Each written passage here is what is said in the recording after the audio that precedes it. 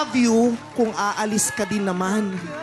At huwag kang mag-goodbye kung babalik ka rin naman. Ayun naman.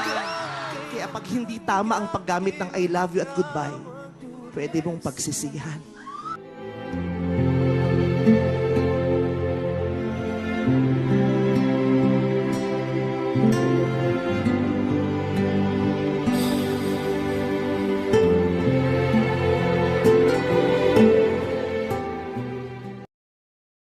Alam nyo namang ayaw sa inyo, pinagpipilitan nyo pa yung sarili nyo.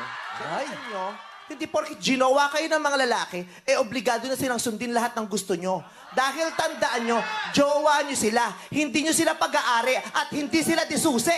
I don't understand it. You're changing, I can't stand it. My heart can't take this. Kung mahal mo yung tao, tandaan nyo to, kung mahal mo yung tao, Ano? mahalin mo lang ng mahalin. Huwag mong buwisitin ng buwisitin. Pag nandiyan, talak ka ng talak. Oh. Pag nawala naman, iyak ka ng iyak.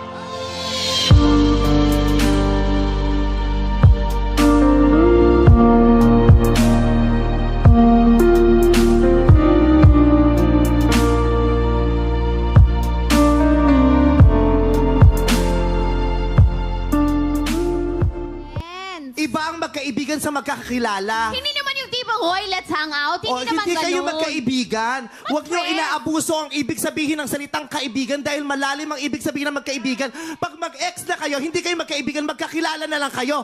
Dahil ang kaibigan, natatakbuhan mo sa oras ng problema. Ang ex mo, naging problema mo kasi tinakbuhan ka.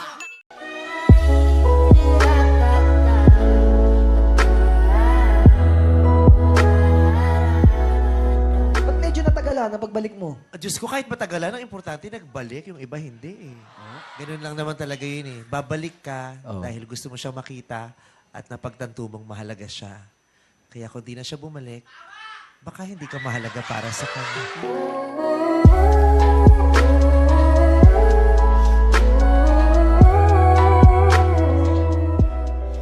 Buti pa ikaw. Kinakabahan pa rin ako. Kung sino ba yung taong hindi mo inaasahang makaka-appreciate ng worth mo, sila pa yung magpapahalaga sa'yo.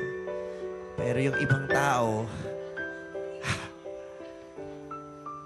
kahit anong gawin mo, nakatambad na sa harapan mo, hindi pa rin nararamdaman ang presensya mo.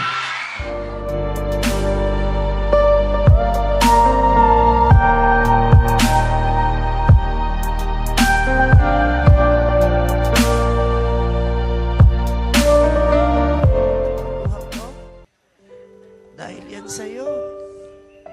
Pero kahit may luha yan, nakita mo tong ngiting to? Dahil pa din yan sa'yo. Kasi kahit anong sakit ang nararamdaman ko, basta nandiyan ka lang sa harap ko,